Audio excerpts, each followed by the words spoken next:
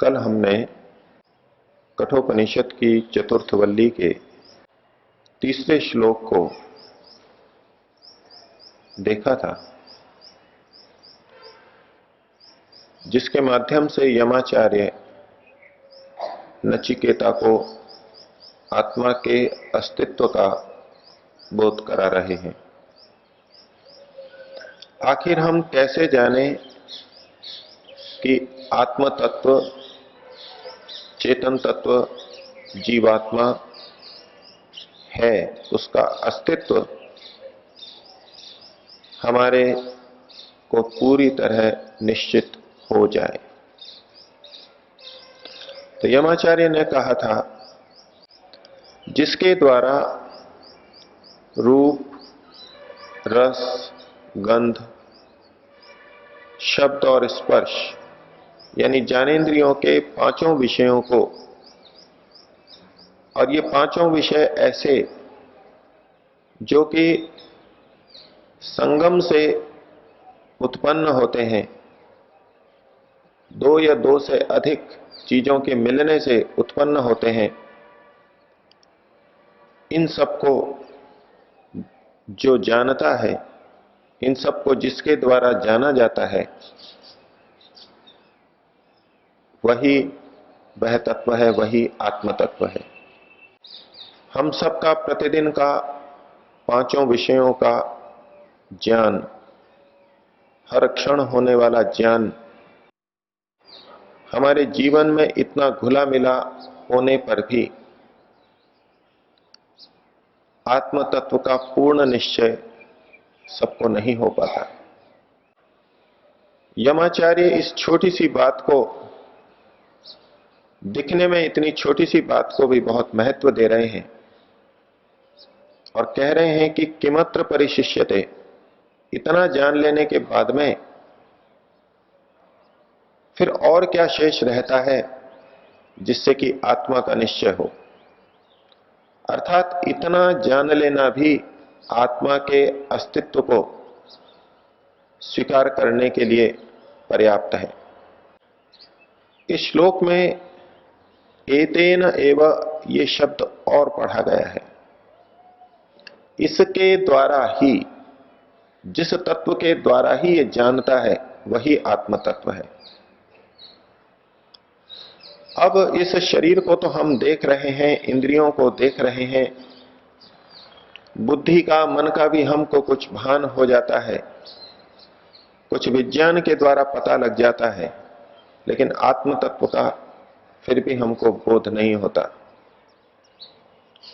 हमें ये तो पता लगता है कि हम जान रहे हैं, देख रहे हैं, शब्द, स्पर्श, रूप, रस, गंध का बोध कर रहे हैं, लेकिन प्रश्न फिर भी खड़ा रह जाता है कि ये कौन जान रहा है? जानने की पहचान क्या?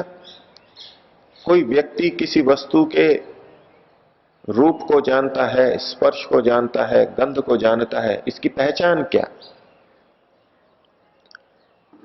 मानवों के परस्पर व्यवहार से हम सब ये समझते हैं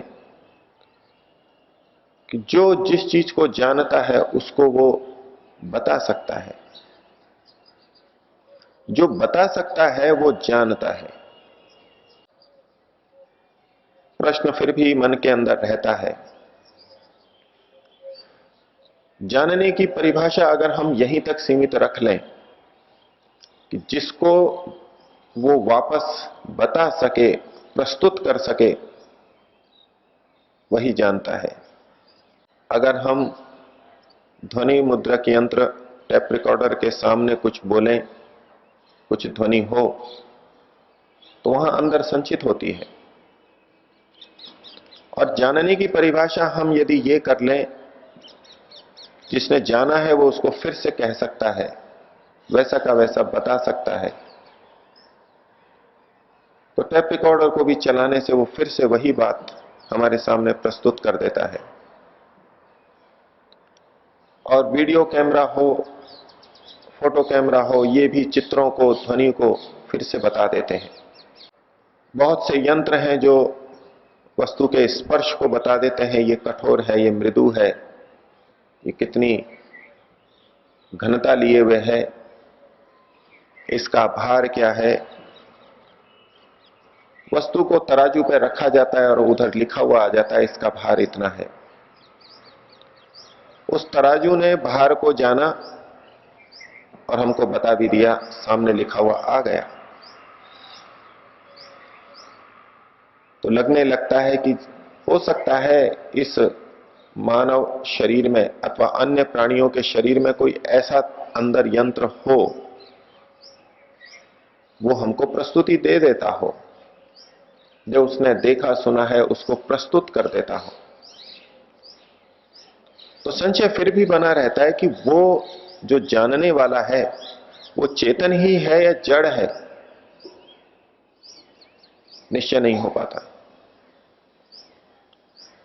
तो जानने की परिभाषा को यदि थोड़ा और बढ़ा दिया जाए कि जो देखा सुना उसको प्रस्तुत तो करता है, लेकिन साथ ही साथ में कुछ विश्लेषण भी कर देता है।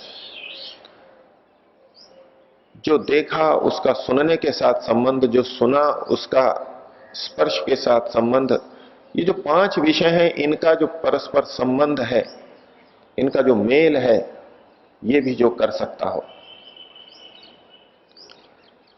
तो यद्यपि टेप रिकॉर्डर या चित्र खींचने वाला कैमरा ये सब विश्लेषण नहीं करता, परस्पर एक दूसरे की संगति नहीं लगा पाता, लेकिन विज्ञान ने ऐसे तंत्र भी खड़े कर दिए हैं,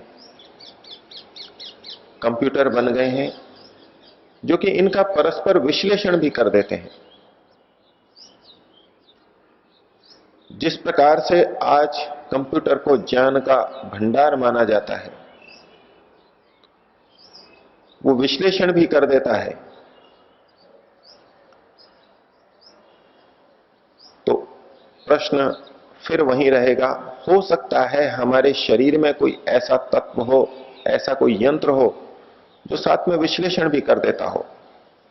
और जिस प्रकार से कंप्यूटर एक भौतिक वस्तु है, जड़ पदार्थ है, वो भी विश्लेषण कर देता है, इसी प्रकार हमारे अंदर स्थित मस्तिष्क विश्लेषण कर देता है।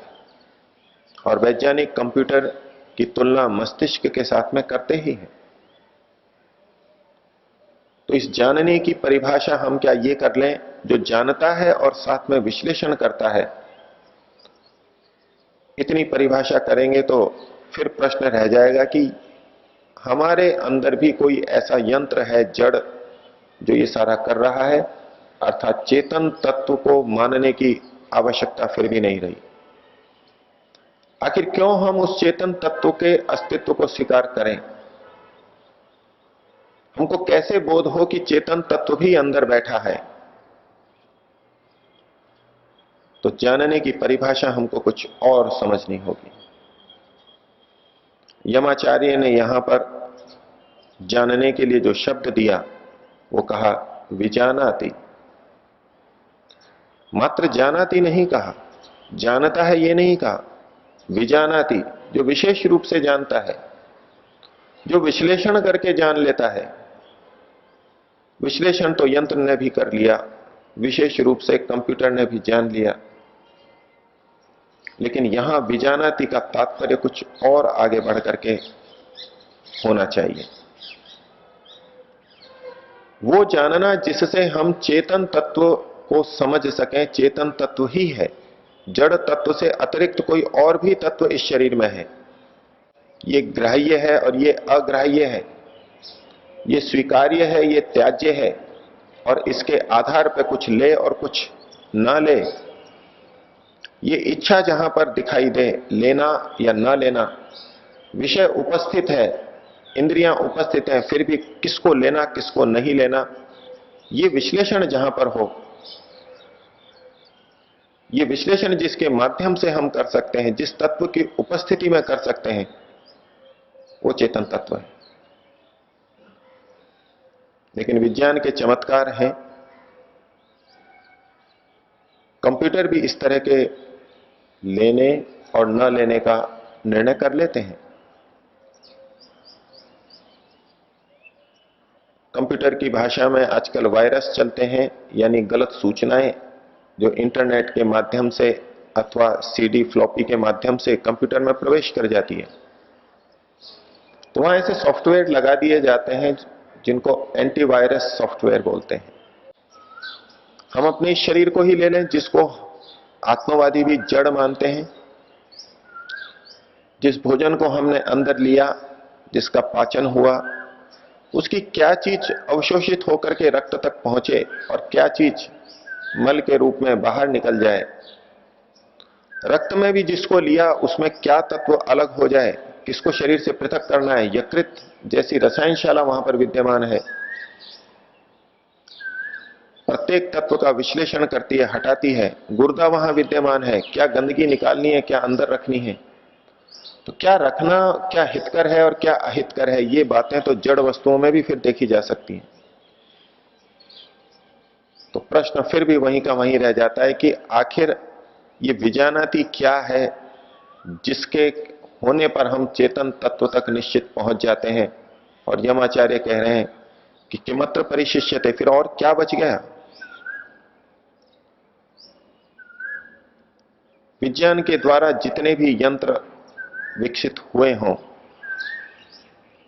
उसमें और इन प्राणियों के अंदर कुछ तत्वों का भेद फिर भी हमको दिखाई देगा। और वो भेद क्या है, इसको ऋषियों ने आत्मा की परिभाषा के रूप में, आत्मा के लक्षण के रूप में हमको युगों पूर्व बता दिया था। केवल जान लेना इतने मात्र से हम चेतनत्व की सिद्धि नहीं कर सकते।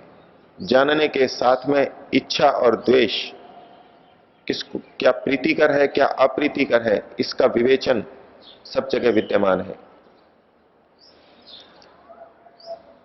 हित और अहित की तुलना, हित और अहित को विवेचित कर लेना, जो कंप्यूटर आदि यंत्रों के लिए कह दिया जाता है, एक सीमा तक वहां है।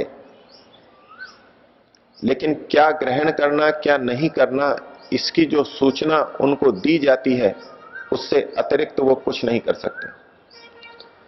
चलनी को हमने जितना बारीक या छीटा बनाया है, उसके अनुसार वो वस्तुओं को पृथक पृथक कर देगी। वहां उसकी स्वेच्छा नहीं है, इच्छा नहीं है कि वो जब चाहे जब कुछ कर ले। और ना ही विकसित कंप्यूटर के अंदर ये सामर्थ्य है कि वो जब चाहे जो कर ले। और इन सब से बढ़कर के जो अनुभूति की बात है, टेप रिकॉर्डर भले ही आवाज को संग्रहित कर लेता हो और ज्यों का त्यों सुना देता हो, लेकिन वो नहीं जानता कि ये शब्द क्या है, इस शब्द का अर्थ क्या है, इसका तात्पर्य क्या है, वो भेद नहीं जानता। प्रस्तुति प्रतिध्वनि ज्यों की त्यों कर देता है, लेकिन फिर भी उसको बोध नहीं है ये क्या है। कंप्यूटर भले ही किसी को छांट देता हो और किसी को स्वीकार कर लेता हो, लेकिन उसके अंदर क्या है उसको कंप्यूटर भी नहीं जानता। और जो जाना है उसका उपयोग करना, ये किसी यंत्र के अंदर इस रूप में नहीं मिलेगा। अपने लिए उपयोग कर लेना। ऋषियों ने जीवात्मा के लक्षण बताए, जहां सुख और दुख होता हो, सुख और दुख की अनुभूति करता हो। दुनिया का कोई भी यंत्र कितना भी ज्ञान को संग्रहित करता, छांटता हुआ दिखाई दे, लेकिन वो सुख और दुख की अनुभूति नहीं करता। आज तक कोई यंत्र नहीं बना और ना बन सकता जो सुख और दुख की अनुभूति कर सके। सुख और दुख के साथ में लक्षण दिया इच्छा और द्वेष। इच्छा का मतलब है हितकर चीज को चाहना और द्वेष का मतलब है अहितकर चीज को न चाहना। सुख दुख इच्छा द्वेष प्रयत्न और ज्ञान, ये 6 लक्षण ऋषियों ने युगों पूर्व हमको बताए। और ये 6 लक्षण जहां घटित हो रहे हो वहां हम कह सकते हैं कि ये चेतन तत्व है। और जिस जानने की बात है यंत्र को जिस तरह से जानने को निश्चित किया गया वो उतना ही करता रहेगा, लेकिन चेतन तत्व के अंदर ये जानना न जानना, उस जानने को कभी प्रिय समझना कभी अप्रिय समझना सदैव होता रहेगा। किसी एक ही व्यक्ति को देख करके कभी हर्ष होगा और तो कभी खेद की प्रतीति होगी। यंत्रों के अंदर ये नहीं हो सकता, और ये है विजानाति, विशेष रूप से जानता है। हम पूरा विश्लेषण करें, संसार की जितनी वस्तुएं, जड़ पदार्थ, यंत्र कुछ भी जानते हैं, उसमें और एक प्राणी के जानने में क्या अंतर है। विचार करते करते करते जब हमको भिन्नता की प्रतीति स्पष्टतया हो जाएगी और निश्चय हो जाएगा कि जड़ पदार्थ में ये चीज नहीं हो सकती, ये चीजें तो केवल चेतन तत्व के माध्यम से ही हो सकती हैं। जिस जगह चेतन तत्व है वहीं ये तत्व मिलेंगे, वहीं ये गुण मिलेंगे। उस दिन हमारे को पूर्णतया निश्चय हो जाएगा कि चेतन तत्व है। चेतन तत्व को माने बिना सुख दुख की अनुभूति की व्याख्या हमेशा विवेचित करने की बात सिद्ध नहीं की जा सकती। यंत्र कितने भी विकसित हों, वो इन सब की परिभाषा नहीं कर सकते, लेकिन जीवन के अंदर हम सुख दुख की अनुभूति आदि तत्व प्रतिक्षण अनुभव करते हैं। प्रत्येक प्राणी अनुभव करता है, सर्वव्यापक तत्व है, उसको झुटलाया नहीं जा सकता। जब उसको झुटलाया नहीं जा सकता तो उसको अनुभव करने वाला जो तत्व है उसको भी व्यक्ति, विचारशील व्यक्ति, अनुसंधान करता, अन्वेषण करता, गवेषक कभी झुटला नहीं सकता। और वही वो तत्व है। और जिस दिन ये बोध हो गया कि चेतन तत्व है, उसके अस्तित्व का निश्चय हो गया, उसके बाद में आत्मा को जानने की और यात्रा चलेगी। ये एक पहला कदम है, एक बड़ा कदम है। पहला कदम, सबसे बड़ा कदम कि हमको आत्मा के अस्तित्व का निश्चय हो गया, वो जानने वाला है, ये निश्चय हो गया। अब कुछ और बातें आएंगी जो शास्त्रों के अंदर विभिन्न स्थानों पर हमको मिलती हैं। अब ये जो जानने वाला है ये नित्य है या अनित्य है, ये एक फिर बड़ा प्रश्न है। ये कब सुख की अनुभूति करता है, कब दुख की अनुभूति करता है, ये फिर और एक बड़ा विषय है। सुख दुख के अनुसार जो ये यत्न करता है तो क्यों करता है, और जो यत्न करता है, कर्म करता है, उसका क्या होता है, ये एक और बड़ा प्रश्न है। लेकिन इन सब को जानना समझना तभी हो सकता है जब मूल आधार में व्यक्ति पहले आत्म तत्व को स्वीकार करने की स्थिति में आए। आत्मा को ही यदि नहीं स्वीकार कर पाए तो आगे की बातें तो हवा में बातें करने की तरह से होगा। तो हर अध्यात्म में गति करने वाले, अपने आप को जानने के इच्छुक व्यक्ति को यह निश्चय करना होगा कि आत्म तत्व है। केवल कहीं कुछ पढ़ लिया, किसी से सुन लिया, हमारे प्राचीन ऋषि कहते आए हैं, इतने मात्र से अगर आत्म तत्व को स्वीकारा तो ये जानना मानना तो कभी भी दिख सकता है।